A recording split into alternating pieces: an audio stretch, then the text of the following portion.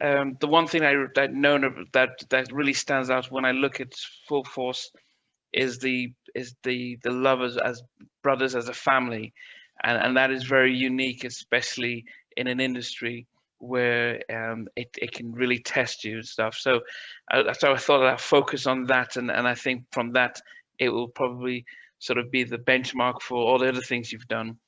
Um, but I guess I wanted to always start from the beginning.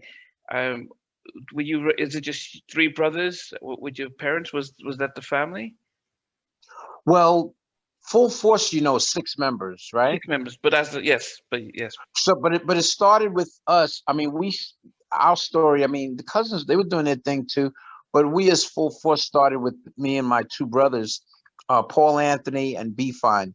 So the three of us, I think B song called "If You Can Want," and my father heard him singing that, and he's like, "Oh my God!" He went to my mom, honey, he can sing, because my father is from St. Thomas Virgin Islands, so Okay. he was always singing in doo-wop groups himself. You know what I mean? So Paul started singing. My father started working with him. I got jealous, so I wanted to sing also. Dad, I want to sing too. So he started working with me as well. Me and my brother Paul. Now my brother B Fine, he was forced into it because he didn't really want to sing. But my father forced him. He said, "You're gonna sing, or you do nothing else." He would like spank him. Not quite, not like really, but he would definitely spank him. And then he started singing with me and my brother, and we sang as a trio. And then my uncle Cito put us together as a group. He said, "Why don't there be a group?" He bought us these flashy little shirts with collars on them. And then we became a group, and we called ourselves the Amplifiers. Okay. And we were performing just the three of us, like in local places. And, my father would always teach us the harmonies. But the big thing for us came because we were raised in Brooklyn. I was born at St. Thomas Virgin Islands, but we were still raised in Brooklyn. But the big thing came when my uncle got us to perform at the Apollo Theater, the amateur hour. With the Apollo Theater, is an amateur hour every Wednesday, every week. And you had to win 4 weeks in a row, and then you appear on the professional show. And that's what we did. And my father joined with my uncle. We came in first. We tied for first place the first time. Then we came in third place. But then when my father took over, we won first place every week, 4 weeks in a row. And we got to appear on the professional show with a legend R&B singer by the name of Joe Tex. I don't know if you ever heard of him, but he's a legend. Joe Tex. And then the Whispers. The Whispers is an R&B group, their first time performing at the Apollo. And the rest was history. We got to appear on a professional show. We kept bothering the Whispers at their dressing room and as little kids. And when we grew up to be Full Force, we told them about the little bratty kids that used to bother them in their dressing room. Like, those were you? That was you guys? I said, yeah. So, yeah, man. So, But what was your dad inspired by the Jacksons, or what was his thoughts when he tried to? at that time, the Jacksons wasn't even out. Oh, We're about the same age as the Jacksons, kind of. So they weren't even out then. He was just putting us together because he comes from the era of like Frankie.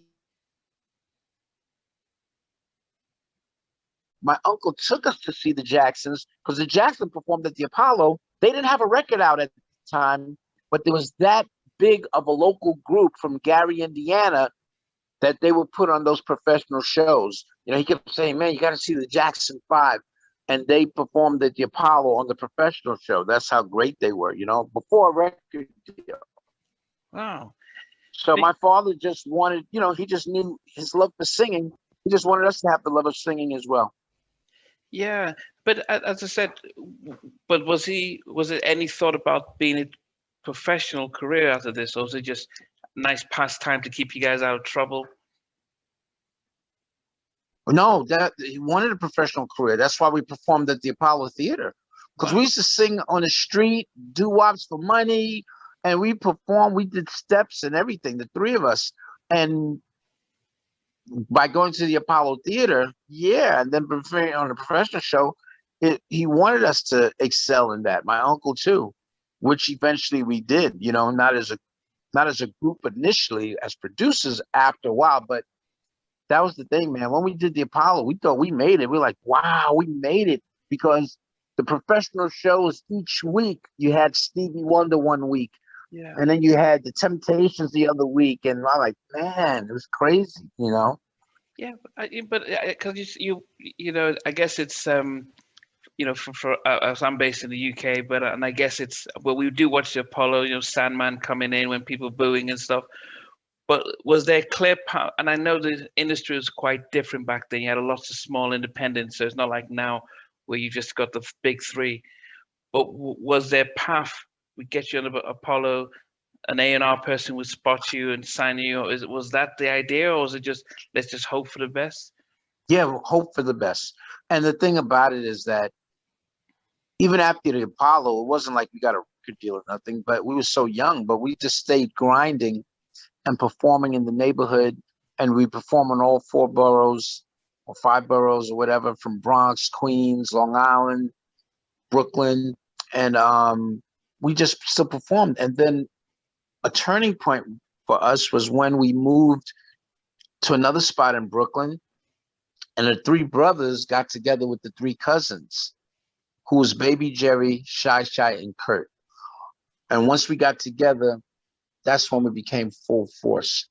And we started performing as a local band and a self-contained band and group. And we were pretty damn good. We just couldn't get a record deal because we was trying with cassette tapes and stuff like that, handing them to record companies. Sometimes we'd sneak out there.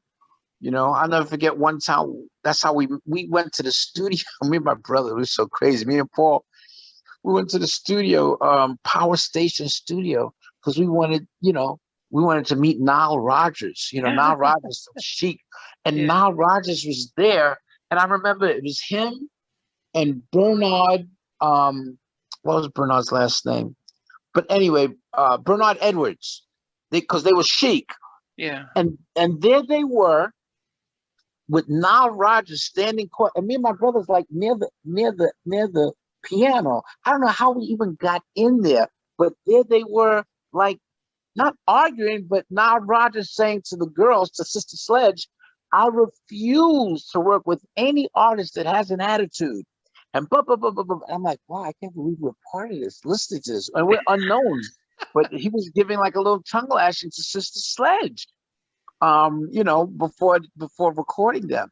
But we knew that that was like the first guy that, yo, man, if we can get Nile Rodgers' attention, and we got his attention all right, but we didn't get no record deal because we were like nuisances. But after that, my our co-manager at the time, Steve Salem, he said, guys, listen, we keep handing in demos and recordings to these record companies, and they're just not biting. I feel in my heart, if you guys produce and write music for others, then I think you guys could get a record deal as Full Force yourselves as artists. And I never understood that, because I'm like, I've never heard of an R&B group producing anybody back then. Like, who does that? But I got voted out because I didn't really care about writing and producing for other people. I just wanted to just concentrate on Full Force. But the group went for it, you know, majority ruled. And thank God, because that's been our bread and butter for our career, writing and producing for others. Yeah. I mean, I think that's, you know, getting to that. It's you know, I've interviewed for close to 50 artists over the past year, and the stories about the business and the industry and things like that. But going back into those early days, I think the one thing we noted about when Full Force came out, you had a certain image, that a style that you had. When you were trying to get the record deals, what was the image and style that you were going to the labels that they saw? Well, yeah, our image was kind of, we dressed like rockers, but we had a hip hop attitude and an R&B sensibility. But the way we looked with our jerry curls, we looked like rockers, crazy rockers. And then we had the torn, ripped up shirts showing our physiques, because at that time was no group showing their physiques or talking about physical fitness. Nobody, but we did. And and it was crazy.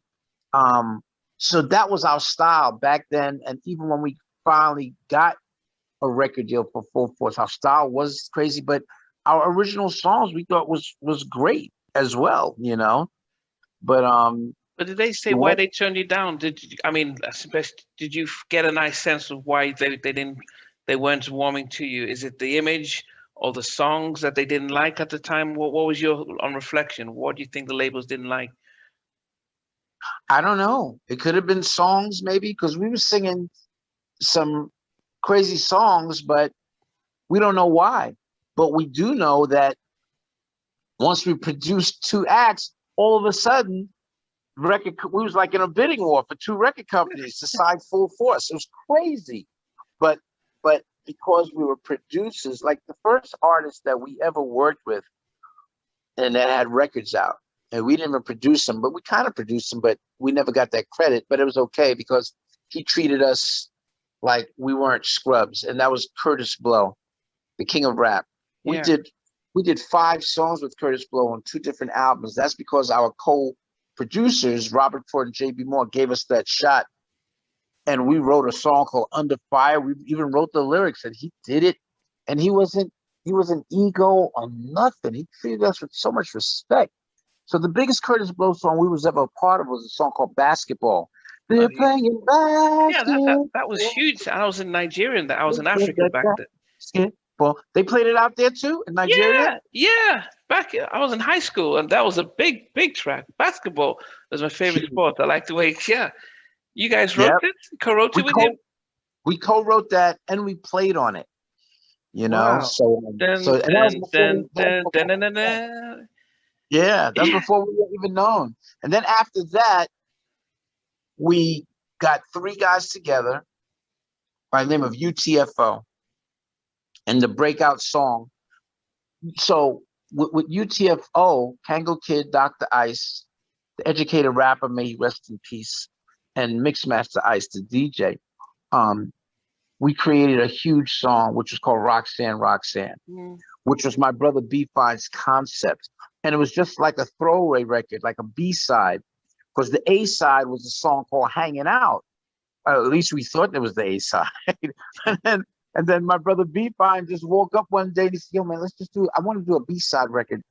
You know, I'm going to call it Roxanne, Roxanne, Roxanne. And he told the guys, and I want you guys to rap about a girl. You're trying to get a girl, but none of y'all get her.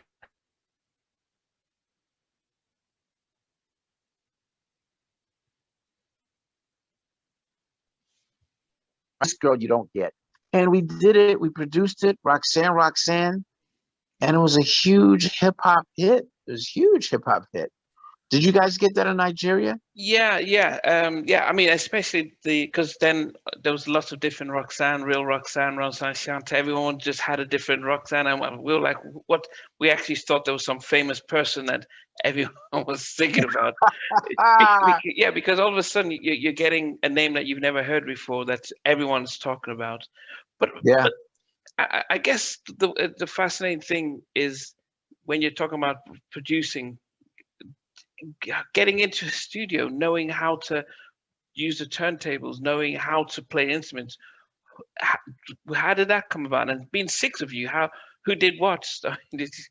well, as I'm thinking, the 6 of us, and it's crazy, but the 6 of us, and my brother B-Fine hated this, but it is how it is.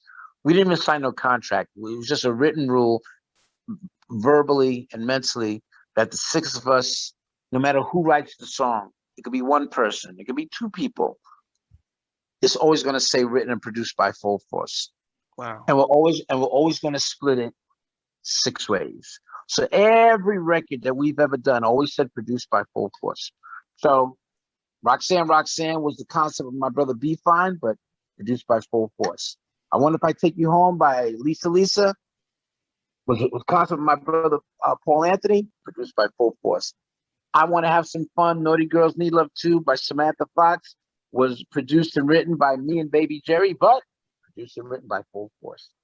all for one and one for all, you know. So and so whoever did the song, that person would spearhead that song in the studio, do the damn thing. You know what I mean? Okay. So, And then what would the rest of you? Because that's very similar to what you two do, and even Coldplay, and you can see how those groups last because they were.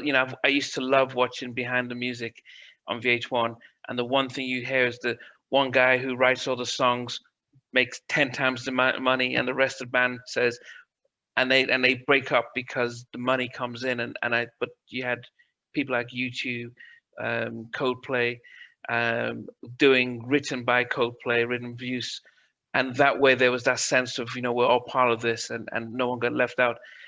Back in those days, and that's what I said about the one thing that really stood out is the fact that even as three brothers and bringing in your cousins, that you guys were able to have that sense of we're doing this together, because not many families, even the Jacksons, as much as I love them, it was Michael and his brothers and stuff, and that put a wedge in. So, how did that sort of grounding?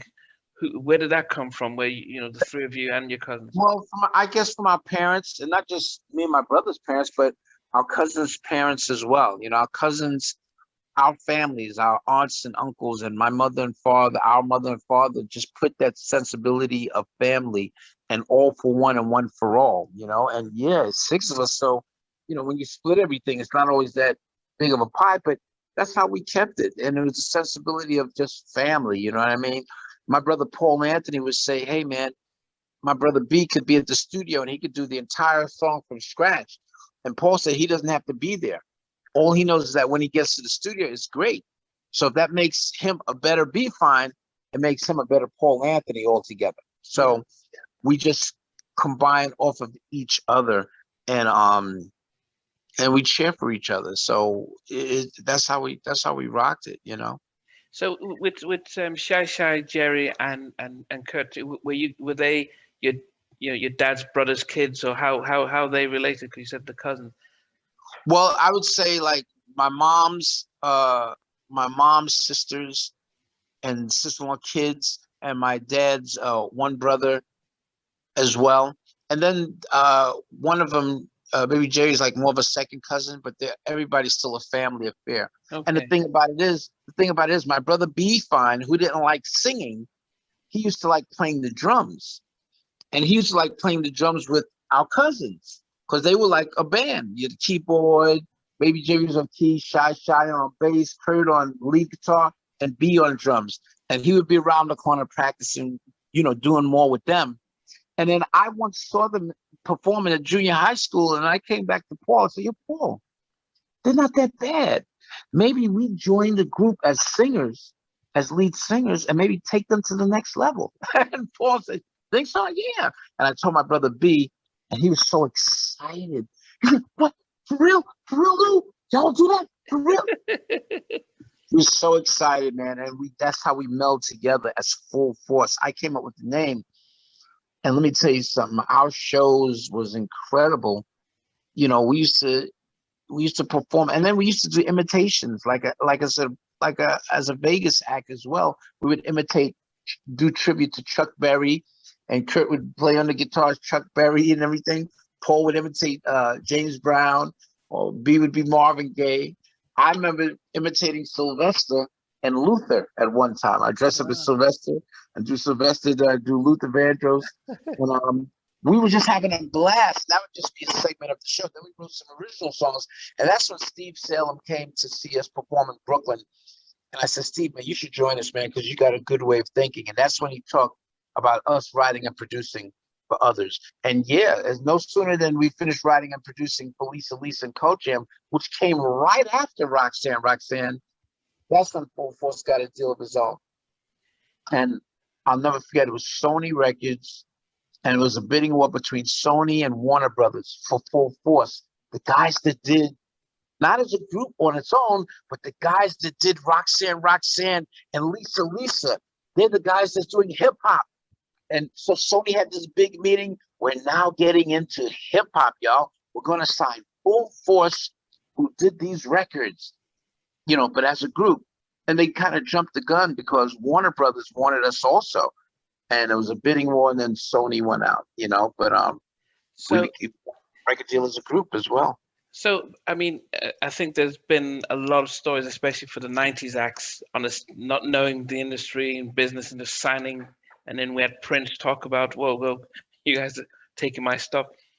Back then, when you couldn't get a deal and you were writing and producing, did you get a sense of, well, if we do get it signed, what is involved, what we own, and making sure that the terms are as good for us as possible? Was that part, were you aware of that part? Not really. My mother, bless her soul, she's the one that told us to look into publishing because we didn't know, Wow. and that's what we started looking into, publishing and everything like that. We signed with Zamba, who was great to us. And that's when we started knowing that, writing and producing is kind of nice, even more than just being a damn group and performing. So that was, I mean, man, we wrote and produced for so many people, but that was our calling card. Even though we was a group of our own, Full Force Era group, but the writing and producing, and still to this day, and we still are able to collect checks. Phenomenal, phenomenal. So, Alicia, your mom got you onto that because that's you, as I said, that is the golden goose. I mean, most people would tell you that. Yeah, most people now know that owning your own publishing, and stuff. But back then, you were just doing it for the fun. You just thought performing, not realizing that if you write and own your own stuff, that's where things, because no one tells you anything. Right. But Right. then on the record side, if there's a bidding war, I would have thought then it's like, okay, so what makes you go to Sony over Warner Brothers? Is it that they're saying we'll give you more points, we'll Yeah. give you more We'll, ownership? and we'll give you more control that you could do your thing. So that mattered a lot to us, and it was phenomenal the way it happened. I'm not gonna say who the exec was, but what happened is that Sony had a meeting, and it was the urban R&B, the urban department, and they had a full-fledged meeting with the urban department and the pop department, and they announced ahead of this. They jumped the gun. They said, "Yes, we're gonna sign Full Force." The guys did so and so, but then when they came back to us, I'm like, we didn't say we're going to sign with you guys yet. They just wanted to sign us to a single deal, like for one song deal at first. And we said, we didn't say we was going to sign y'all yet. We told that to the black department. So we didn't say that. So now they were scrambling because they made this big announcement, with everybody there. And it's like, shoot, I do fool. So what happened is that, man, he's such a nice guy. So what happened is that A&R exec came to our home, Full Force's home, where we rehearsed at as well. And there he was saying, guys, you got to sign with Columbia Records, man. You got to sign with Columbia. You got to. I mean, I'm telling you, because it was that it better happen because they wanted to save face, the black department, because they already made this big ass announcement. And now you don't really got Full Force, the guys that did UTFO and Lisa. So what happened is he said, guys, you really got to. And they did up the ante, Columbia, but then he said, guys, come on, please, I'll even get on my knees, man. And he got on his knees. We didn't ask him to. I'm like, get up, man. You don't have to get on your knees. Right in the living room. He got on his knees, guys, please. I was like, wow, I couldn't believe it. But he got on his knees, but we signed with Columbia anyway, not because he got on his knees, but because they offered us something really great as Full Force the group. And we never looked back. That's when we came out. Our first single was Alice, I Want You Just For Me, which was huge for us, top 10 in the UK. Yeah. And and other parts of the countries, because that was sometimes one of the first times merging hip hop and R&B kind of together, so. Yeah. So when you guys were, you've agreed to sign, and was this around 84, 86? So when did you come out with Alice? 85. 85. Yeah. So 84 was Lisa, Wonder If I Take You Home, and Roxanne. And then 85 was us. yeah, no, I was gonna come to the producing stuff because I know about Jasmine Guy and ex-girlfriend Mhm. stuff. So I was gonna come to that separately, but I wanted to know what was the happening in the landscape in that '85 when you guys were coming out. To my knowledge, there was Gap Band, but I don't know if they were around. Who were on the scenes that you were looking at and saying, okay, we can that were I won't say competition because, but more so the groups that were out around that time. I would say, yeah, Gap Band and Lakeside, and well, Lakeside was late 70s, but Gap Band was out. There was a lot of we didn't really look at the acts as competition, but at the same time, when we were coming out with Alice, I Want You Just For Me, Jimmy Jam and Terry Lewis just Oh, won the Grammy for producers of the year, and and they and I'll never forget it. They did an article on Billboard magazine. I'm pretty sure you could Google it. And after they did the interview, they say, "Right now, have you ever heard of Alice? I Want You Just For Me? Incredible record. Right now, Full Force is our favorite group." And I was Terry Lewis and Jimmy Jam saying that. I'm like, wow, they're our favorite group right about now. And because of the song Alice, even Prince. It was like Minneapolis loved Alice. So even Prince loved Alice. And I'll never forget, we was at an MTV party, and there's me and my brother sitting at a table, and then all of a sudden Prince walks in with Ananda Lewis from MTV, yeah, yeah, I and remember that. yeah, he walks in with her, and as he walks in with her, and they was going to another section, and me and my boss sitting at a table. Prince takes his hand and he plants it right on my brother's shoulder, like saying, "Hey, how you doing?" And Paul looked up and he said, "It's Prince." And then Prince bent down to the both of us and said, "Hey guys, Alice, I Want You Just For Me. Phenomenal song." And then he got up to start to walk back. And my brother Paul said, "Hey, can you take a picture?" And he said, and we didn't take a picture, but he gave us a compliment on Alice, I Want You Just For Me, Prince. And just the acceptance when he put his hand on my brother's shoulder and then he bent down and told us that, something that I'll never forget in my life. So at that time, it was people like that. I think the time, but we didn't look at competition. We was just happy to be there. We was Yeah, just so happy to be a part of it and seeing our dream come true. We're like, wow, I can't believe this has happened to us. but you're because when I think about it, the the the, um, the parts, the elements of the track that do bring that Minneapolis sound, that the time and Jimmy and Terry. So I could see how they could say that this sounds a little like us, but very different. Who were you guys? Who were your sort of, I won't say role models, but who were the people that you looked up to as producers? Oh, And yeah. We looked up to a lot of people. I mean, it was a kaleidoscope of music people, from James Brown to Sly and the Family Stone. Um, One of my brother's favorite vocalists was Gladys Knight. And talking about your influences, the people oh that you.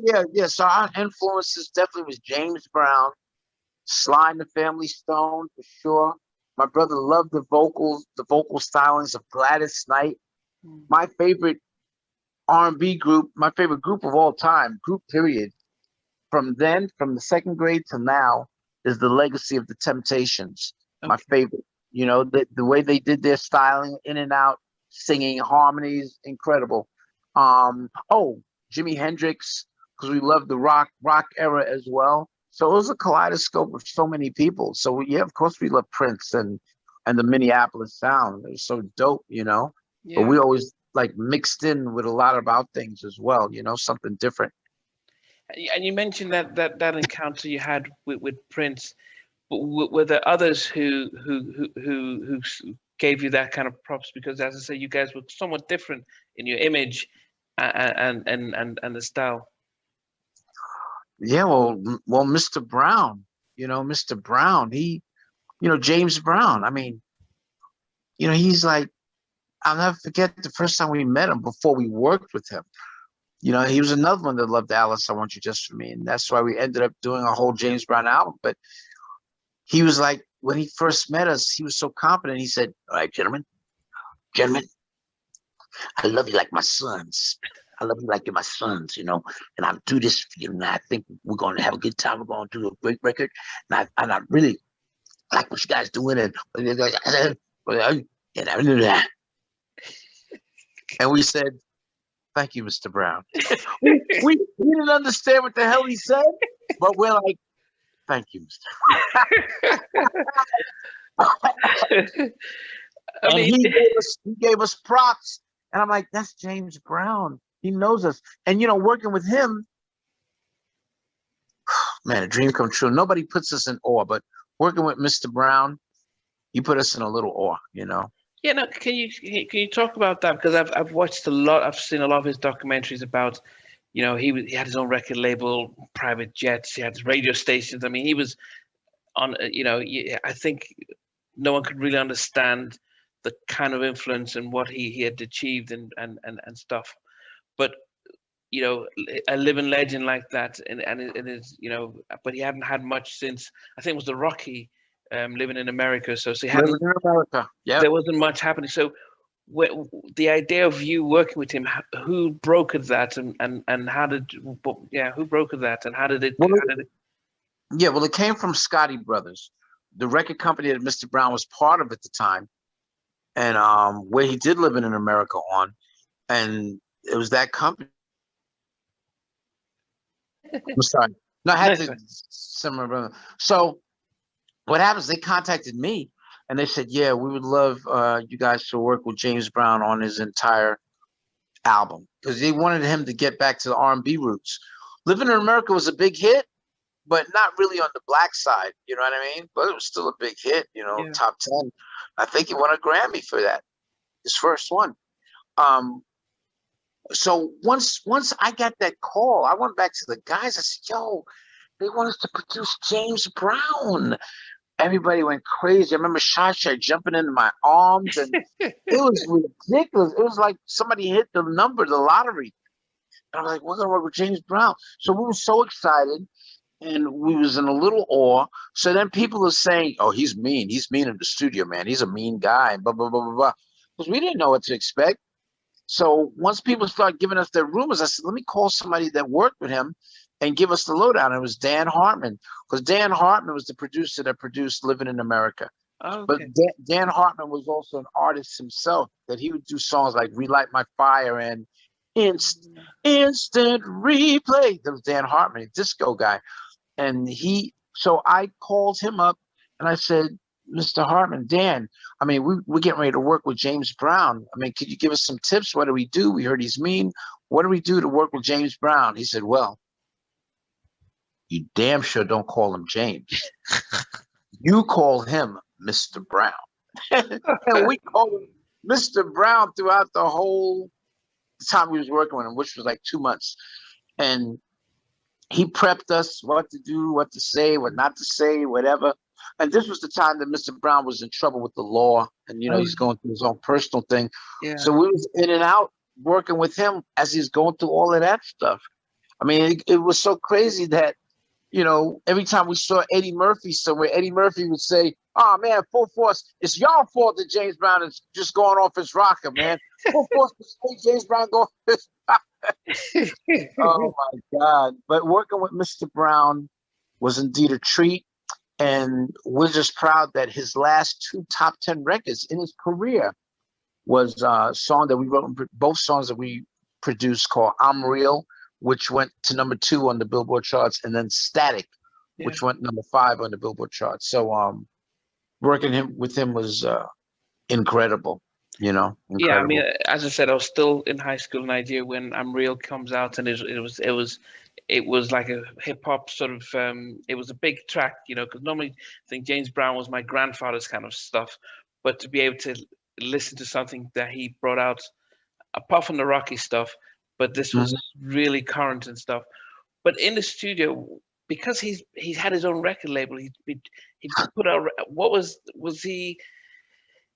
did he allow you guys to take control of the session, or was he say this time I'm going to do it, and you just had to say yes, sir? And or what was it like? He gave us total respect. He let us do our thing with him. We showed him this, showed him that. Sometimes we'd be in the studio with him going over the lyrics. You know, sometimes certain things he might not want to say, like we had a lyric where we say, I'm so real and I'm so deaf. But he didn't want to say that. He said, from what because you know, deaf, we meant DEF, deaf. Yeah, yeah. But he said to us, well, first of all, I'm not going to say that because where I come from, deaf means hard of hearing. I'm not hard of hearing. I'm not hard of hearing. I'm deaf. So we said, okay, Mr. Brown, we'll change that. So we changed it because it was supposed to be, I'm so bad and I'm so deaf, but he didn't want to say it. So we had him say, I'm so bad and I'm so real. And then in the back, we went, so deaf. This is my this is my world, my world. All you copycats out there, you know, for my tip, I'm James Brown with force. Ain't taking no lip. And that song was a statement song because at that time, I mean, come on, everybody was sampling James Brown left and right. And Mr. Brown, he didn't mind the rappers doing it, but he hated that he never got paid anything. They put his voice on records and sample his bass loops, his drum beats, and they didn't do another. So when we came out with that song, it was a statement. I'm so real. You know, we got when we opened up the video coming out of Copycat Studios, and we're like, this is the place that everybody's stealing from James Brown. James Brown, yeah, Copycat Studios.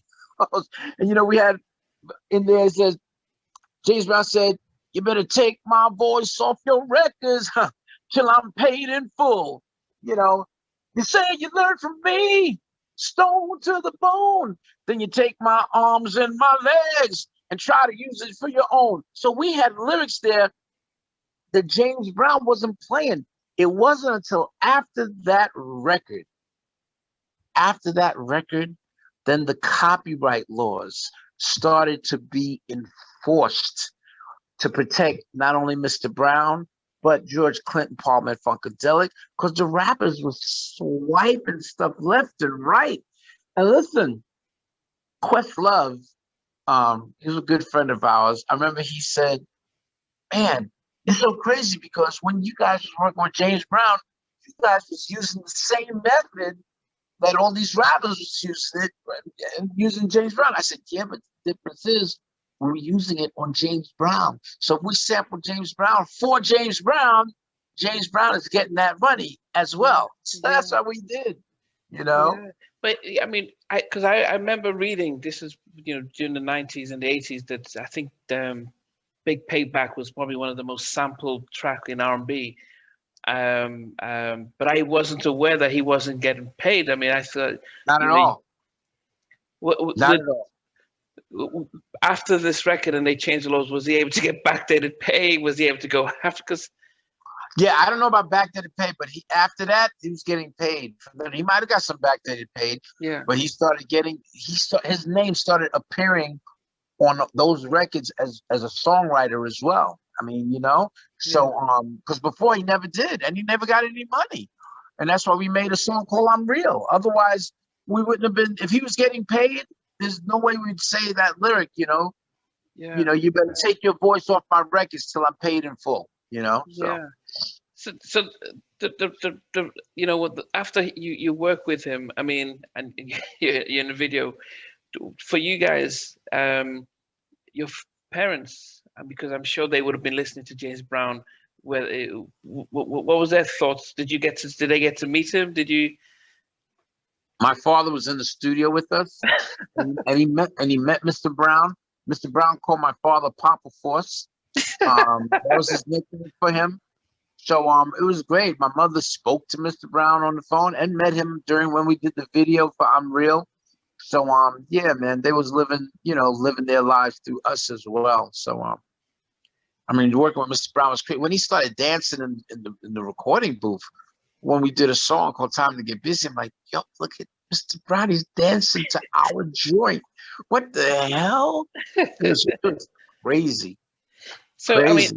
and that's that's truly amazing to actually to work, because people talk about working with Michael Jackson and Stevie and stuff, and but they will all look up to James Brown and say, look, he was the first and the original, and Michael always gives him props. But when you go from working with the Godfather to your godchild in Lisa. Now, Oh, as I said, there isn't any 80s party that if you said what's let's talk our top 28 tracks in the 80s. um I Wonder If I Take You Home will always be, it's one of the biggest tracks ever made. And I remember as a kid hearing the track, and it's like, oh, that's Full Force produced Lisa and Cult Jam. The thing is that you have a group of six producing a group of four. It just felt like, oh, a lot of people in a that. group of three, and you know Oh, what? okay, let's do three. Okay, so And you better believe that you're right. It was a lot of people, and we didn't care. We didn't give a shit because at that time we noticed, besides Terry and Jimmy, because they even dressed a certain way and they had a persona about them. yeah. Producers and songwriters never really used to get their props. They never got their props, but we made sure we got our props. A lot of times, even in records we produced, we'd be like how Alfred Hitchcock used to be appearing cameos in his movies. We'd jump in there, Full Force, Get Busy one time, just in other songs. But Lisa was three people. So it was Lisa and the two guys from Cult Jam, but yet Full Force was doing all the music and we was doing all the background vocals with Lisa. The guys from Cult Jam didn't sing no background vocals. We did that. In videos, they lip sync our vocals. But I said, for this first album, we're going to get our props because this is when Take You Home was going to explode. And we felt it. So I said, so for this record, guys, it is not going to be called Lisa and Cult Jam. The artist's name will be called Lisa and Cult Jam with Full Force. Okay. And that's how I Wonder If I Take You Home was. That's how Can You Feel the Beat was. That's how All Cried Out was. Lisa and Cult Jam with Full Force. There's a method to our madness. So people would always have Full Force glued with Lisa and Cult Jam. And that's how we wanted it, so people remember that legacy as well. Yeah, it definitely, as I said, we knew yourselves associated with that big track. But I guess I wanted to back. If you guys couldn't get a record deal, how were you able to get a deal for Lisa and Cult Jam? And what was the whole how did that come about? And we got a deal for UTFO as well. I go figure. But that's what Steve Sale was like.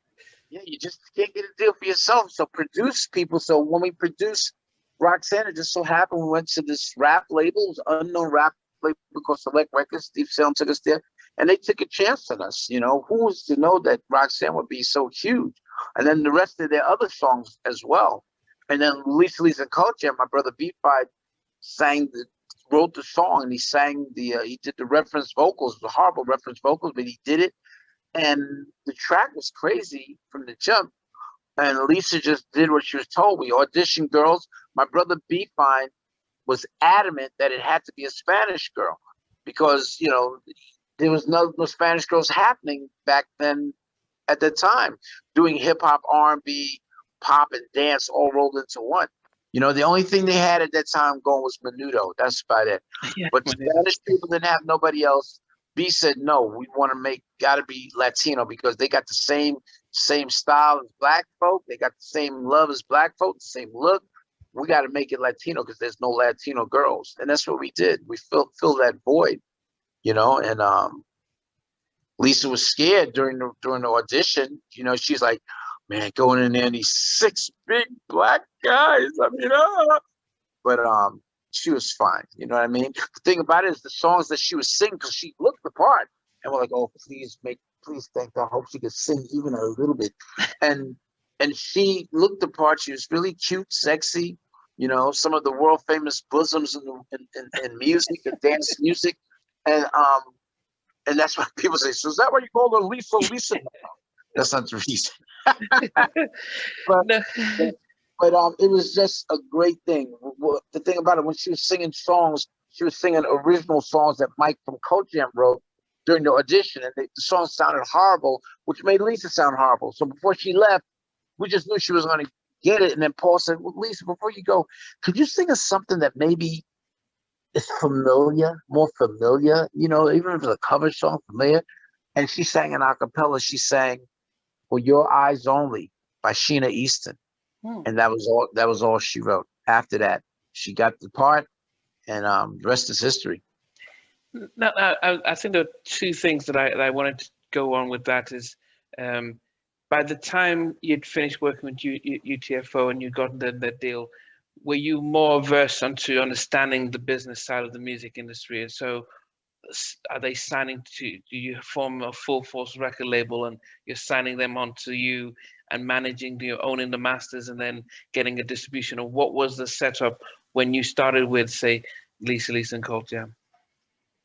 Yeah, well, they were signed to a production deal. But with I full know, force I know production. people. Yeah, I know people frown on that now, but at that time, Lisa was signed to a production deal, and we were the production deal, and it was still on Columbia Records. That way, Columbia Records couldn't take control away from us because Lisa was signed to a production deal. Yeah. So we have certain things to say. We got to say, like the song "All Cried Out," which was a big ballad.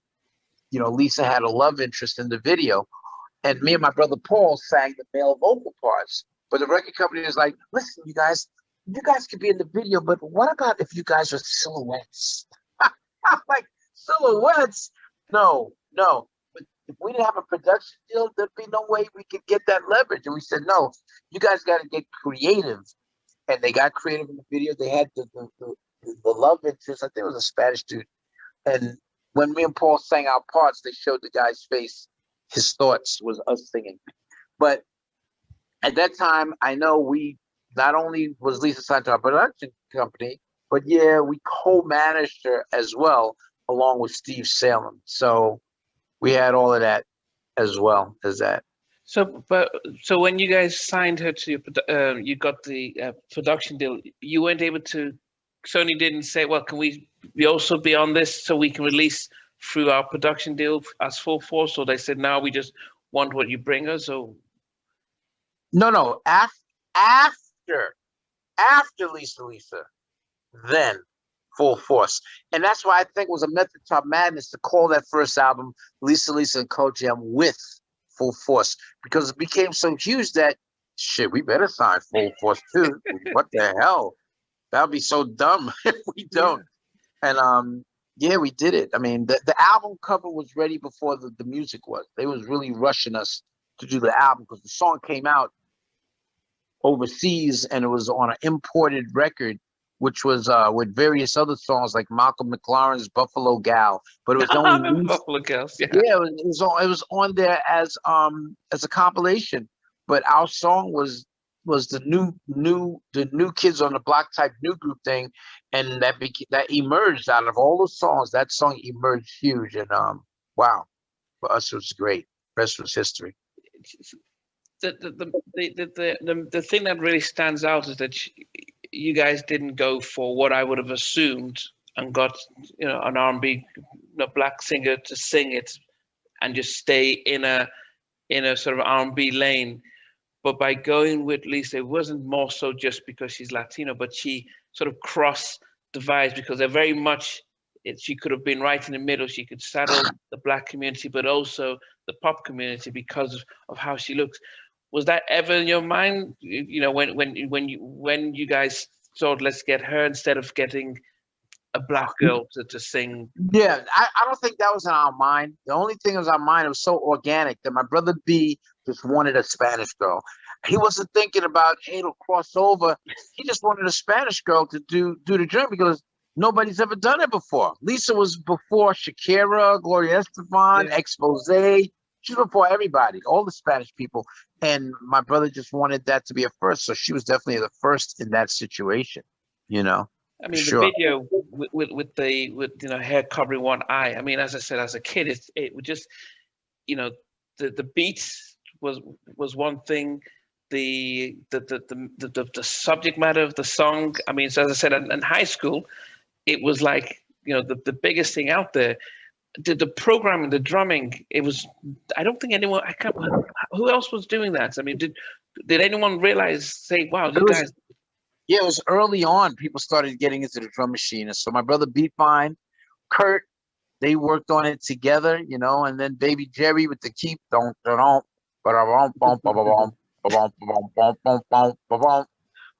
man, and they still play that song to this day in clubs. It was Yeah, so. yeah. I saw. Listen, they played it when President Obama at the inauguration party, and there's him and his wife dancing to our song and mouthing the words. What a moment that was. I mean, when So you look back at it, I mean, it's hard in the moment. Did you, when it was written, did you guys think, wow, we've got something here? Did you ever, did anyone? And as I said, I talked to, Melvin Riley Jr. I've talked to Timmy Gatlin. I asked you them. I said, when you guys are writing these songs, do you you know said you that? spoke. Wait. You said you spoke to who? Melvin Riley or Teddy Riley? Oh, Melvin Riley Jr. and Melvin Riley from Ready Ready, for the yeah, World. yeah, Ready for the World. Yeah, Okay. I've interviewed him, Timmy Gatlin, Donald Jones. When I talk to singer-songwriters, I always say to them, to ask them, when you're writing the track and you finish it, do you look and say, yeah, this is going to be a hit, or do you just hope for the best? What was it like, especially with that track? Because that is, I mean, as I said, it's in anyone's top 20 80s track. I mean, it's the most recognized, one of the most recognized. Did you guys know when you finished it, like, wow, this is something, or was it just? We knew it was something. We just didn't know it was like going to be this huge. It's just like with Roxanne. We didn't know it was going to be the way it did, and that was the thing. From Roxanne to I Wonder If I Take You Home. What a 1-2 punch, and then Alice after that. But we didn't know. We just had confidence in ourselves. It's like trying to make it in the business. We didn't know. We didn't know when we would be successful, but we knew we would be successful. We just didn't know when, you know? And it turned out to be like this, which is incredible. When you look back at, because I wanted to, before I get to the writing process, but when you look back with all the songs that you've done, is there one that stands out? You say, you know what, this is the song that's, this song is my, as a, even at the time, even if you didn't think of it, but the fact that is any particular song you'd look back and say, yeah, this is our proudest one. That's hard. I know they're all your babies. You love them all and stuff, but That's hard. But some that stands out, it can be like, a Lisa joint, I wrote a #1 record called "Thanks for My Child" for Cheryl Pepsi Riley, and it was proud to see that go #1. I'm like, wow, I wrote that by myself. Wow. So those are some. Oh, and I gotta say, of course, when we did the Naughty Girl, Samantha Fox, the records we did with her, like Naughty Girls Need Love Too, which was top 10 record, and I Want to Have Some Fun, which I think was the first commercial house record, really, to be on the charts. And working with her was just great because Samantha was just great fun. And those songs was big records for us with her when we flew out to England to work with her on that. So that was our first time there. So those things stand out. Of course, James Brown and Patti LaBelle. I mean, we got so much moments. The Backstreet Boys, which was a great to work with them. They weren't even known. They weren't even known in the United States at the time. They're like, I think you'd be great to work with Backstreet Boys. They're not known in the United States, but we're working on their album now, and they're gonna be, and it's huge. When I went back and Baby Jerry said, "Lou, I got an idea for the Backstreet Boys," and then Jerry started singing, "But my love is all I have to give. Without you, I don't think I can live." Da, da, da, da, da. I said, "Jerry, that's a fucking smash." And I kissed him on his cheek, and he punched me. And the rest is history. Woo! Now, splitting up money for that song and for that album, It was fantastic. It was okay. Yeah, Worldwide. I mean, you guys did something really unique in those early days, working with, and I think a lot of uh, artists are doing that now in Korea. They're going to work with the K-pop groups because they're selling records and stuff. But back in those days, I mean, the group like Backstreet Boys, I would say that even though, by this time I'm living in LA when they came out, and you know, and I actually got into Backstreet Boys. I mean, they you know they were cool. I think even if you know even if you're into R&B, you could still say yeah, the Backstreet Boys aren't too bad because you know they had some good melodies, they had some good tracks, and they weren't trying to be. It wasn't it wasn't New Kids on the Block who at the time seemed like they were competing with New Edition. They they were different from our R&B groups and they were separate, but they were accessible. Even as a black person, I could accept. I took their music and enjoyed it and stuff. And maybe it's because you guys worked with them that you kind of gave them a road that we could take it without feeling like we're selling out and stuff. What was it Well, for you? yeah. Yeah. Well, yeah. When we worked with them, and then from them led us to work with Justin Timberlake and Nsync and Britney and LFO as well. And like it was a time where we was just working with, we were like, full force love white people. They were I going mean, diamond all the time. So yeah, and yeah, we had diamond plaques on our walls. So we was working with that and just having a ball. So working with the Backstreet Boys, we caught everybody off guard. Like the R&B people, they were like, yo, man, you know who's producing them white teeny bopper groups? Full force. Everybody was so shocked, you know? But we were like the chocolate in the milk. We were the only black producers that worked with Nsync at the time. And it was just a great thing to do that. And I remember when because we did another song with the Backstreet Boys called "My Heart Stays with You." But all I have to give was the biggest one we've done with them. And I'll never forget with Clive Calder from Zomba and Jive Records, they said to us, "Okay, now when you go, Clive Calder, he's English. Yeah. right now when you go to England when you go to Florida to work with the Backstreet Boys." Let the youngest member, Nick Carter, let him sing the whole song because the girls love him. They love him. Let him do it because because once again, they weren't known in the United States yet. Okay. But Clive Cole's like, they known all over the world. Like, they love Nick. I said, okay, Clive, we'll do that. But I knew we weren't going to do that. I wasn't going to let Nick lead the whole song just because the girls like him the most. I harned back to my inspiration and love for the Temptations. Oh, If you know the Temptations, they had different lead singers, and sometimes in one song, they each sing in parts. So yeah. I wanted to bring that to the Backstreet Boys, but then when I got there, I found that the only three of them really sang leads. There was Nick Carter, AJ McLean, and Brian Littrell. Oh, yeah, Brian, the main vocal. Yeah. Right. They were the lead singers. So I said, okay, for this song, the way we arranged it, I see one person sing in the beginning, then the other person sing another like lead vocal part. I don't know, but I'll be there to make you time. I don't have a fancy car. You have walked 1,000 miles. Then the other guy, which would have been, first was Nick, then I had Brian. I don't care if he buys you nice things. Does his gifts come from the heart? Then Brian, and then the hook. But my love is all I. So see, so I got the two.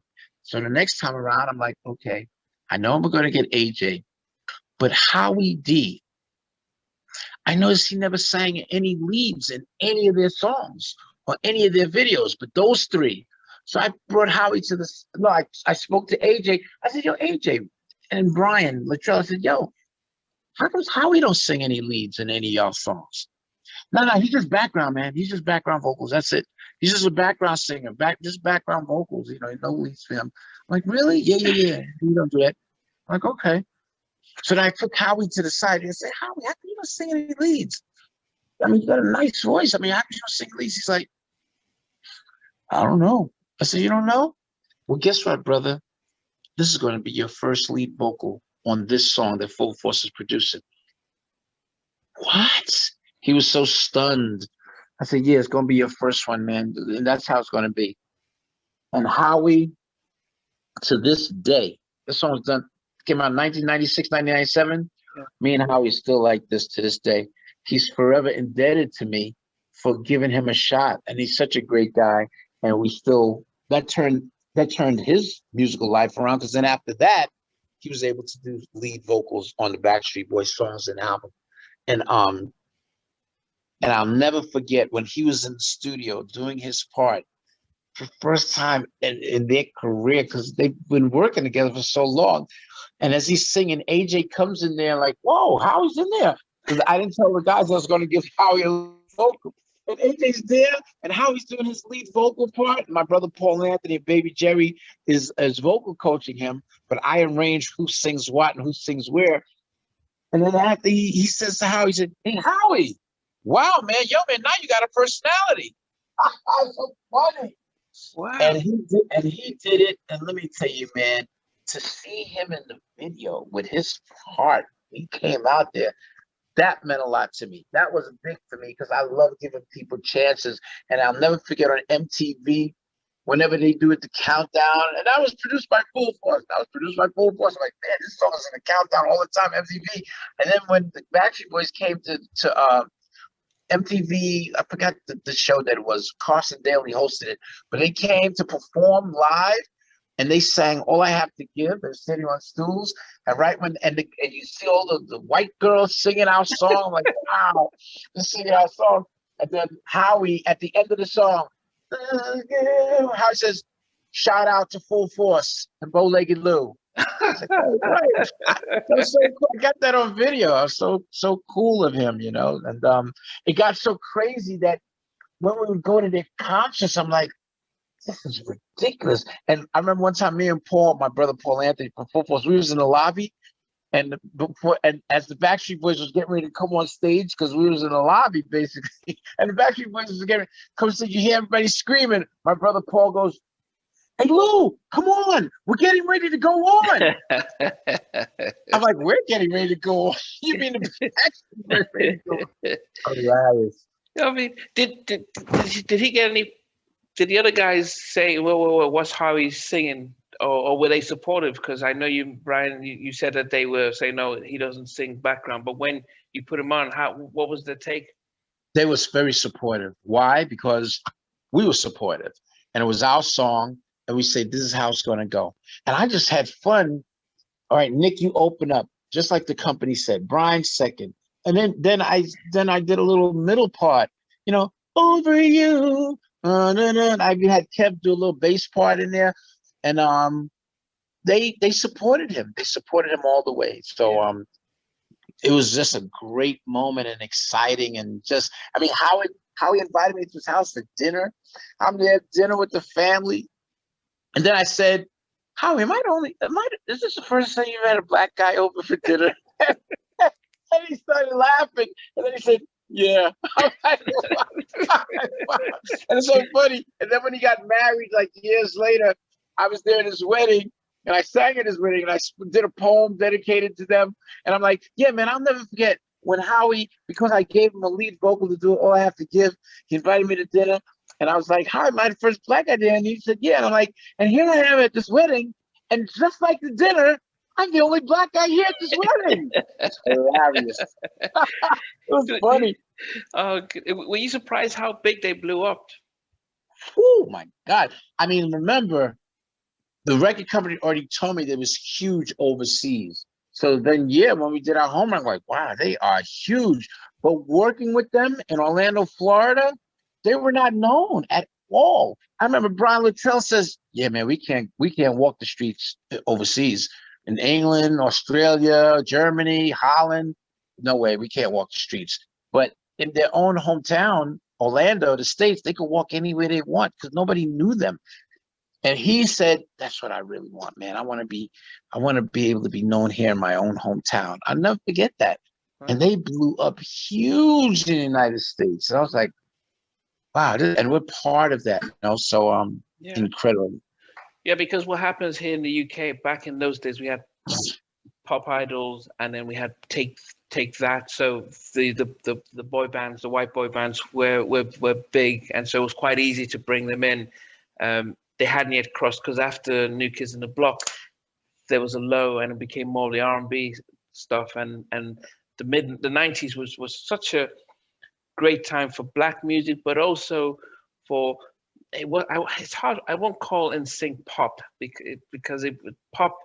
It did, but it was sort of a crossover kind of a blend of music, because you had a lot of really good. In fact, I actually listened to a lot of the white Nsync, Backstreet Boys, Britney, a lot of the Orlando, Florida sort of imports and stuff, and as well as You know, so crazy. It was so crazy because there we were, like the only black people the only black producers at that time in the studio working with Backstreet Boys, Nsync, because they were signed to the same company, and with Justin Timberlake, who used to emulate and do Usher dances because he loved black music so much. I mean, he did the beatbox, everything. And they were big fans of House Party, the movie that the three of us appeared in as the Bullies, chasing Kid and Play. They loved that. And we would be like the only blacks there at the compound, because that's where we'd go to work with them. And as we're the only black people there at the compound working with them, whenever another black person like walked in there, we would huddle amongst ourselves. Who knows that? Was Jerry Wright there? Is it Jeffrey Wright? Oh, I can't remember. The manager. Johnny Wright. Johnny Wright. Was he? Was he? Johnny Wright was there because he was just a manager, but Johnny Wright managed both of them actually. Oh yes, That yes. became a conflict of interest where he had to give up one, and he gave up the Backstreet Boys, and he's still Justin Timberlake's manager to this day. But he loved us. He loved our song. We had a single called "Temporary Love Thing" that he loved like crazy. But we were there working with these guys, man, and it was incredible. I was like, wow, man, here we are working with the whole boy band situation, part of that. And then 18-year-old Britney Spears comes to our Brooklyn studio, and we're working with her. You know, the best vocals that Britney Spears ever had, and you can get this on YouTube, is a song called Love the Hurt Away. You listen to that song, which was in the beginning, because we was working with it from the beginning. You listen to that song, and there's no Britney Spears vocals that can match that. And that, once again, that's what we bring out of artists. And my brother Paul Anthony is such a great vocal producer, and it's just an incredible song, incredible her, But we celebrated her 18th birthday there, and we saw when her and Justin Timberlake was boyfriend and girlfriend, and it was crazy. But back in those days, could you tell Britney was going to be the megastar that she became, or did you? Or I didn't know, man, because back then the record company was telling us to do like a remake of the Jets, one of the Jets song. I forgot what it was. I'm like, that's where y'all wanted to be, because when we first heard the first demo of her, she sounded. I know it's gonna be. You're not gonna expect this, but I swear she sounded like a young Toni Braxton, Britney Spears. Wow. I know you like get out of it, but it's true. They changed her vocal after a while to fit the whole pop thing, but she was rocking and rolling. And like I said, you go listen to the song Love the Hurt Away. It's on YouTube. You hear Britney sing the way that she's supposed to sing. But I didn't know she was going to be huge like she ended up becoming either. I don't know. None of the boy band groups will go, because I'm like, well, New Kids on the Block is. I think that's it. I didn't know about these other, and who would have known? But we were very happy. What about Justin Tim? Because you mentioned Justin, because I know he's the big one now. But when you were working with Nsync, did he stand out from day one? That he was. Yes, indeed. Him and Jay-Z Chazes were the lead singers, basically. Yeah. Chris was the high falsetto. Lance was like low note. And who was the other one? It was Jay-Z, Justin, Chris with the high, Lance. Oh, and Joey. How can I forget Okay. Joey? And then Joey was in there. And they were great to work with also. Almost to the point where the Backstreet Boys had a meeting with us and they didn't want us to produce no records on NSYNC. And we're like, but this is our livelihood and the record company is, yeah, but no, we don't. But it is what it is. But Justin definitely stood out. He was the one doing the human beatbox. And it's so funny. They all love black music, but Justin, him? I mean, he grew up with Al Green, their parents loving Al Green. And he respected black music so much that we did it's so funny. And he stood out with his vocals. I mean, he was incredible. Jay-Z too, but Justin, he was from another world. But the crazy thing about it, just to show you his love for black music and how he wanted to be accepted by black music, which he ended up being accepted at the time. And because I remember he even won the Soul Train Award for best R&B vocalist. How crazy is that? I knew that was his dream come true, because I'll never forget when we did an article for Vibe magazine, which is a urban magazine. It's a black magazine, Yeah, Vibe. Vibe, yeah. And we was like the cover story about, wow, Full Force producing these pop acts, Britney, Justin Timberlake, Backstreet LFO. And in the article, Baby Jerry mentions this one thing about Justin because of Black magazine. He says, yeah, man, you walk to the Florida, you walk to the compound, and there you see this white kid named Justin Timberlake doing the human beatbox and singing Brian McKnight songs. He loved black music. And then, now, it was a big article, but just that sentence alone, when we went back to the compound, Justin is like, where's Jerry? Where's Jerry? Where's Jerry? Where's Jerry? Where's Jerry? Jerry, thank you. Oh, what you said in the magazine. Oh my God, thank you. I'm like, just that? I mean, it's a whole big article. Yeah, but Jerry, what you said. Oh, Jerry. That was like his acceptance being in a black magazine and Jerry saying that to him, So he always respected black music. And yeah, he was a dope vocalist, still to this day. And it was great working with NSYNC too. They were a little bit more. Backstreet Boys was great. Justin and NSYNC was great too. Both of them the same thing, but they was a little bit more hyper energy with NSYNC than Backstreet. But they both was great unto themselves, Well, was there conflict then? Because if you worked with both, did you then see Backstreet Boys saying we can't work with you guys anymore because, or what was the case? They just told us don't work with NSYNC anymore. we couldn't.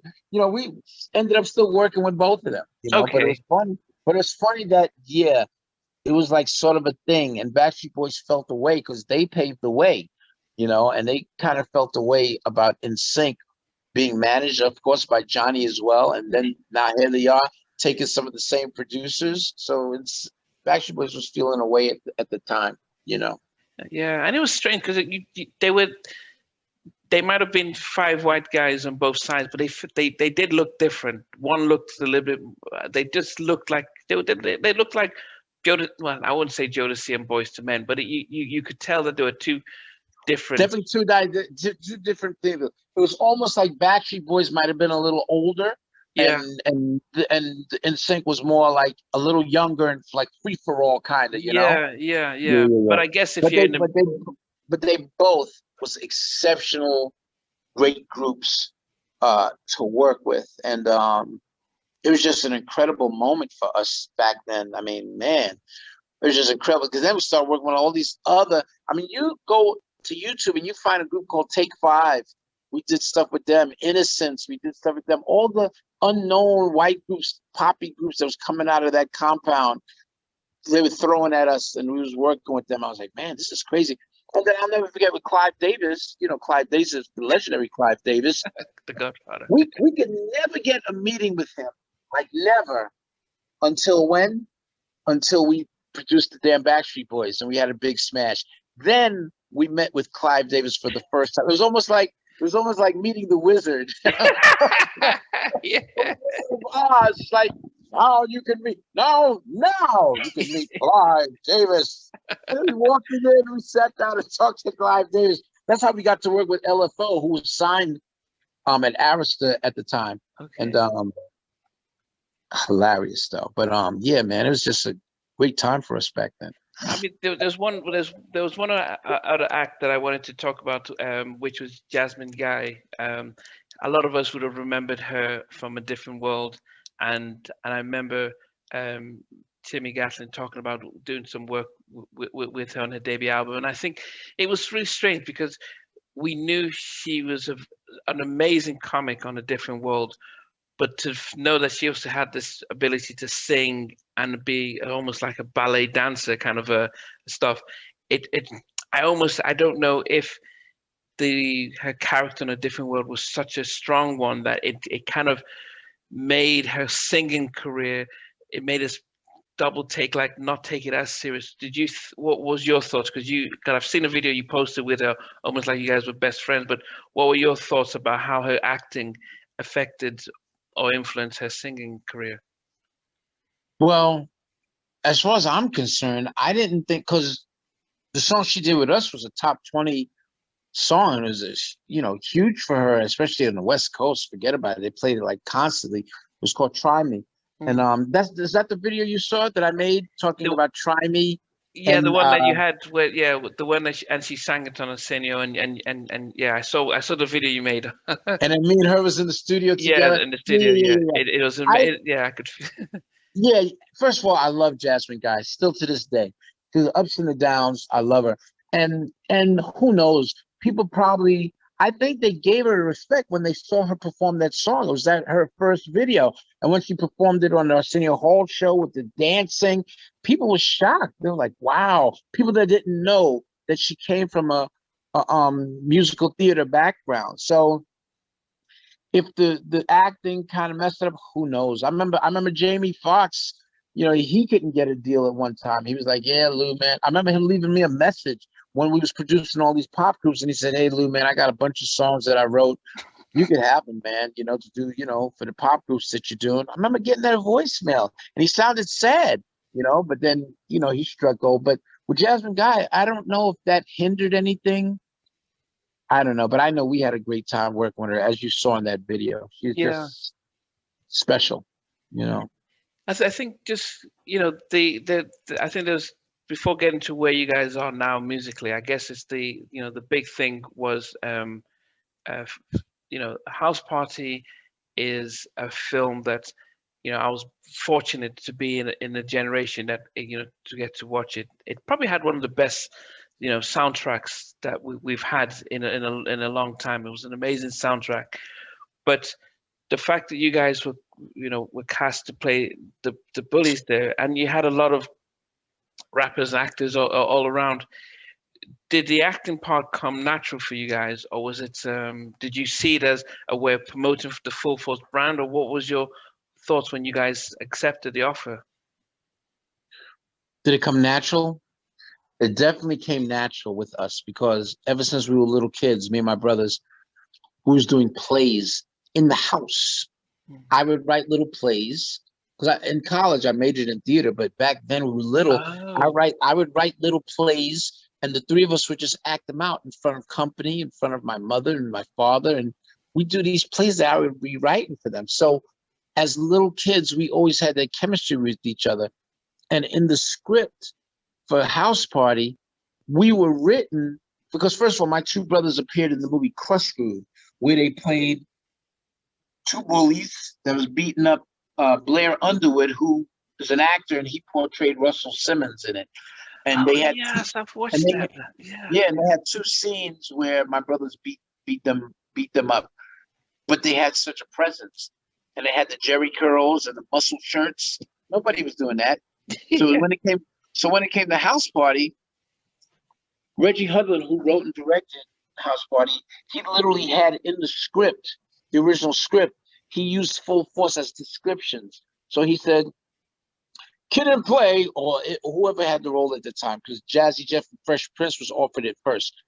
But he said, Kid and Play is accosted by by three bullies with bowling ball muscles and droopy Jerry curls. Somebody like full force. That was literally in the script as a description. So a mutual friend of ours named Robert Ford, who's close with Reggie, said, Reggie, why don't you just get full force? And Reggie's like, yeah, I didn't even think of it. He said, you're describing them, get them, see if they can act like what you want them to do. And he called my brother Paul. The three of us went down and we did like a sort of like an audition, and we just did a monologue that we just made up, and they already saw we had the chemistry to act. And bam, they casted us. And I'll never forget that table read. All of us at the table read, reading the script. Us, Martin Lawrence, Kid and Play, Tisha Campbell, George Clinton, who played the old school DJ. I mean, it was an incredible. And we read it, but then when I went back to the hotel with my brothers, I said, guys, our parts in this script, it's not all that good to me. We're like bullies without personalities. So I said, let me change a couple of things, and then let's show it to the Hudlin brothers. If they like what I changed it to, then great. If they don't like it, we'll keep it the way it is. And I remember my brother B-Fine was supposed to be the character of Pee-wee, and I was supposed to be the character named Zilla. My brother Paul was our leader, and he was the name Stab. His name was Stab. And I told my brother B, I said, B, let me be Pee-wee. You be Zilla, because I'm smaller than you and my brother, you and Paul. And I'm going to talk like this throughout the whole movie. He said, what? He said, what? I'm going to talk like this throughout the whole movie. What are you going to talk like that for? I said, I don't know. I just want to talk like this the whole movie. So I just developed a character. I'll never forget Tisha Campbell calling me after seeing the movie, after not seeing it in like 20, 25 years. Lou, what made you come up with that character? And not only did I come with the character, but my brothers got tired of me because even during lunch breaks, I was still staying character. I was staying character until we did it's a wrap. Then I would come into Lou. So they hated me for that. Will you shut up? Talk like yourself. We're eating lunch, damn it. but what happened is that I changed. I came up with a part. I'm gonna kick your freaking ass, and another part. I smell pussy. So those two things are kind of iconic lines, especially in the Black community. Everybody knows it. When they see me, sometimes they don't even ask me to say it because I know they want me to say it. I said, you better do this or else I'm going to kick your freaking ass. I mean, I say freaking now, but it's really in the movie. I'm going to kick your fucking ass. And my inspiration for that character was, I would say, like 3 different people, but it was like part Jerry Lewis, part Curly, part Curly from the Three Stooges, and I would say Joe Pesci. Joe Pesci did Lethal Weapon Part 2 with Mel Gibson. Yeah. And he's kind of talking like this, this, but he had this hook, and he kept going, okay.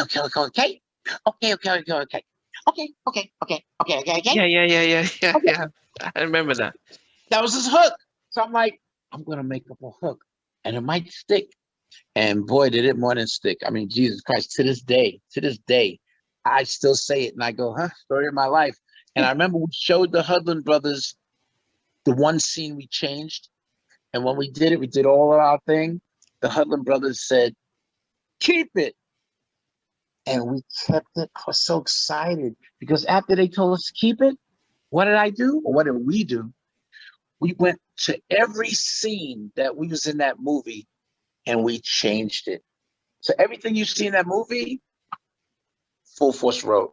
We should have got damn writing credit, but we did. But you did have I'm trying to get the song. Ain't my type of hype. Yeah, as I said, it was an amazing soundtrack. Big Bub and everyone on it. And I guess the music part, because we focused on your production, we had your first album and stuff, but the music industry sort of shifted and changed. Even the whole New Jack Swing sort of changed in the mid-90s, where it was sort of kind of R&B or hip hop soul and stuff. did you? I know you guys started producing sort of Backstreet Boys and stuff, which is a lot more money in the publishing. But did you just feel musically coming out of yourselves that there wasn't a lane for you anymore? Yeah, man, it was hard, man. Things were changing up. Our outlet was the Backstreet Boys stuff. That was our solace, you know.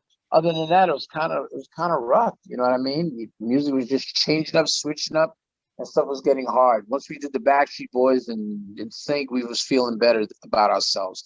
But I mean, but the music change definitely put a damper on a lot of things. But you know, we would never change anything for the world. I mean, the run we have, and we're still producing and writing stuff was incredible. You know, I go back, I'm like, man, we work with so many people. And, you know, you take yourself for granted. I take ourselves for granted. I'm like, man, we built some bricks in this place called R&B and hip hop. You know, Yeah. because we got to do our thing. We got to work with people like we. You know, I got a platinum plaque for Rihanna upstairs and Little Kim and Black Eyed Peas. We co-wrote Don't Funk With My Heart. Oh. Selena, we were the last American producers to work with Selena. Ashanti, 3LW, I mean, BB King, Bob Dylan. I mean, so many people, you know, the Weather Girls. I'm like, what are we doing? We're working with these people, you know. But you know, it's just a blessing, you know, just a blessing. The industry has changed quite a bit now, but what are you guys? Are you still produce? Because R&B music has a very, you know, it's hard. It's really hard Yeah, to get its outlet. we still produce. I mean, listen, we're still just doing it, just do it. It's definitely a different animal now, for sure. But we still produce and stuff like that. And then when this COVID is up, we still go out and perform. In fact, we're supposed to do a Lisa and Coach Jam Full Force reunion, you know, Wow. where we're going to do new music and, you know, hit the road as well, you know, once COVID is up. So we're going to do that because at that lane, the urban lane for shows, and Charlie Wilson was still performing. Yeah, I mean, yeah, every black performer was still doing shows all over the country, all over the world, you know. So yeah. So we should. So the one thing we should expect is you guys new music and a tour with Lisa and Colt Jam. yeah, yeah, man, that's what we're going to do, and we're excited. We're excited about that, and you know, we can't wait. We're going to be putting that together now. It's just in the talks now, but it's definitely going to happen. You know, it's definitely going to happen. Now, one thing I always ask all my guests before they leave is that if you were stuck in an elevator and you had to, and you're going to be there a couple of hours, and they say, "Look, we can put a movie on for you while we try and get you out," what movie would you request to watch? So easy to say house party. Yeah. But I'm gonna go for it. And then I was gonna say Monster Ball and just run that scene over and over when Halle Berry's making love to Billy Bob Thornton, yeah. Bob Thornton. Oh, oh, what did she say? I forgot what she kept saying, but man, I love that. And she won an Oscar for that. Wasn't that something? Yeah, she Make did. me feel good. Make me feel good. Make me feel good. And Billy Bob Thornton, well, I'm gonna make me feel good too. Yeah, yeah. I Yeah, think he directed it. I would definitely have House Party in there because you know, because House Party, that movie, still to this day, it still plays good. Yeah, It don't play like it's old. It doesn't play like it's past its prime. It still plays good. yeah, Yeah. and it doesn't it does encapsulate the feeling of the 90s. They're about to put the movie on, but they say, okay, we'll play a song before the movie starts. What song would you request? My favorite song of all time, "The Greatest Love of All." Oh, I and not a lot of people don't know this. Not the Whitney Houston version, not the Whitney Houston version. the original version. And you're probably saying to yourself, I thought the Whitney Houston was the original version. No, Yeah. it's not. The original version that I adhere to, that I worship, that I sing. Every time I sing that song, because I've been singing that song since college, almost to the point that every college production, and I come out to sing, you know, you have people, oh, Lou, I wonder what song you're going to sing now. Because I always sing this song. The Wow. greatest, the greatest love of all by George Benson. That's the original. Have you ever heard of George Benson? Yeah, no, The George jazz, Benson. Yeah. yeah, the jazz great, the jazz guitarist great. He's just great. He's singing. You know, he had a hit of his own called This Masquerade and lots of hits records, but Mm. he did the original version of The Greatest Love of All. And his version is like my favorite. And if you go on YouTube and go Greatest Love of All, George Benson, you'll see George Benson actually did that song in the movie The Greatest with Muhammad Ali. Not the one that Will Smith did, Oh, but the one that Muhammad Ali actually did. Did you know wow. Muhammad Ali did a movie that he acted in and it was called The Greatest? Did you No, know that? no. The first movie that was called The Greatest was starring Muhammad Ali. Google that, you'll see. And George Benson sang the lead track of that, which was called The Greatest Love of All. You know, loved it. Love that song to this day. Okay. Yeah. Okay. Now I'll check them out. Two good things. I guess I can't stop but without asking about the health of your brother Paul Anthony, and then but also yourself. Yeah. My brother, I mean, first of all, I'm gonna talk about his last because this is such a great field concern. But I'm dealing right now with a disease called retinitis pigmentosa, which they call RP, and it's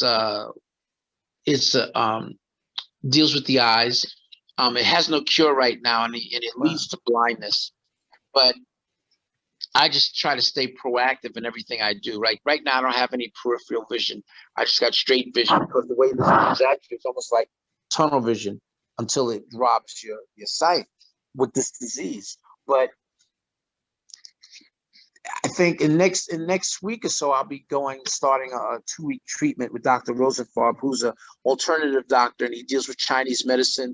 And I'm doing this new thing called HBOT, which is the um, hyperbaric oxygen therapy, which is great for your eyes, and it stalls any progression of any more sight loss, you know, until they find a cure for this, because I want to see forever.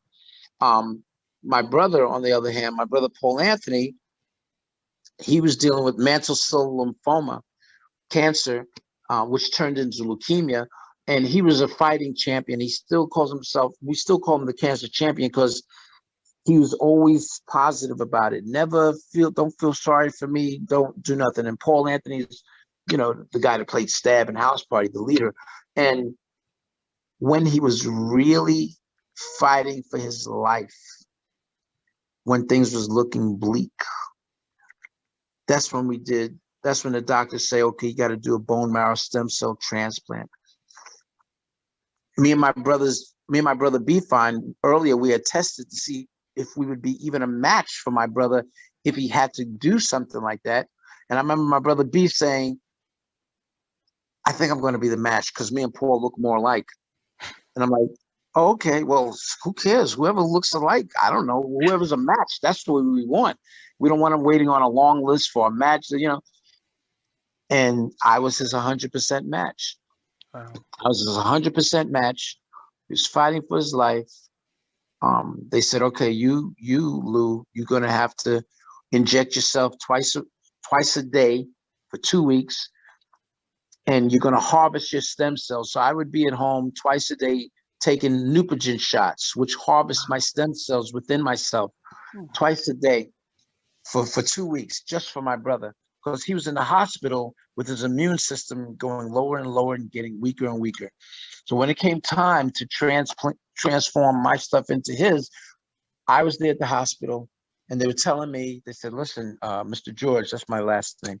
Says, Mr. George, you have to sign this waiver. You have to sign this paperwork that we're about to do the stem cell transplant, but you have to sign. But first, let me tell you what could happen to you. It's a possibility that your spleen could get ruptured and you could bleed to death. There's a possibility that, you'll have excruciating headaches, and that there's a possibility that you could lose your life while doing this. There's a possibility, they told me a bunch of other possibilities. And then he said, okay, do you still want to go through with this? Do you want to sign? Do you still want to go through with this? And I said, of course I do. He's my brother. I would die for my brothers. Of course I want to still go through it. I mean, who wouldn't? And then they looked at me and the doctor said, you'd be surprised, Mr. George. which means that, yeah, they've had cases where after they tell them tell them what to do this and do that, and they got to sign off, some siblings change their minds. I said, you trying to tell me they don't change their minds and don't go through with it, knowing that something could pass? He said, yeah, because they'd be so scared out of their minds. I'm like, wow, well, not me. I'm rocking in this. So I did it. So when I went in to stay at the hospital, they said, now, Mr. George, if we don't get, your brother needs 6 million stem cells. Mm. If we don't get enough from you for him, we're going to take a catheter to your chest and try to draw it out as much as we can to get to 6 million. Because they thought maybe I might have been too old and I wouldn't have enough. That's what they felt, but I fooled them all, including myself. I ended up giving my brother 9 million stem cells, and I became a conduit from God to help save my brother's life with 9 million stem cells. So you can call him bow-legged Paul right now. So he's 8-year cancer free. So wow.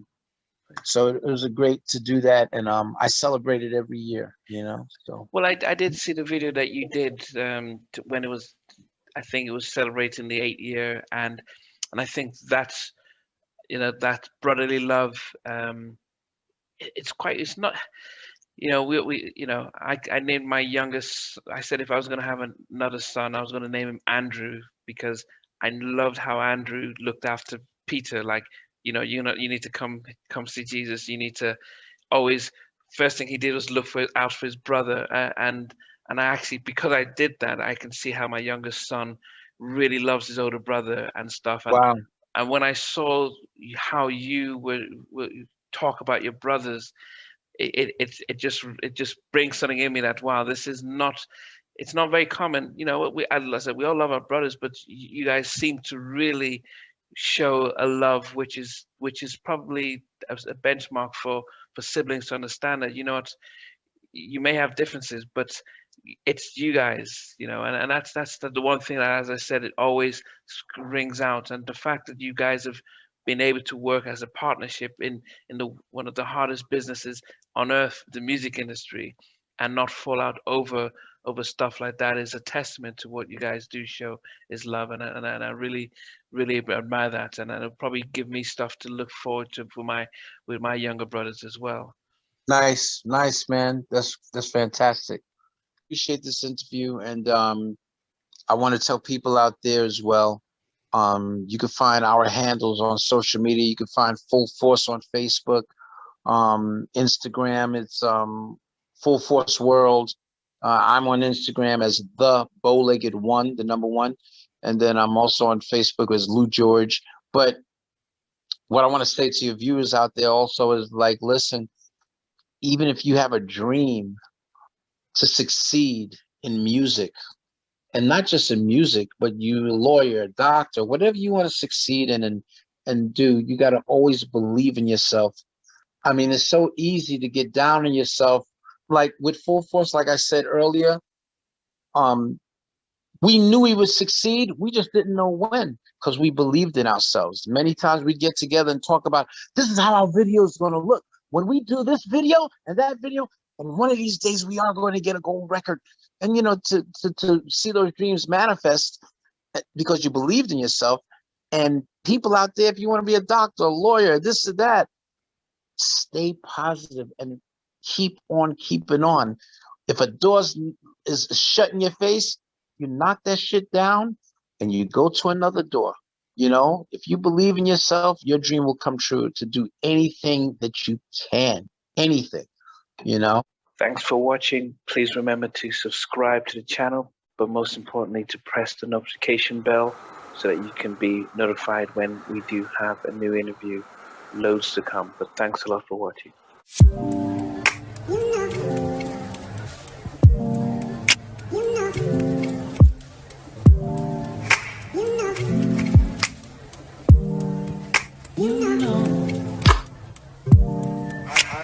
I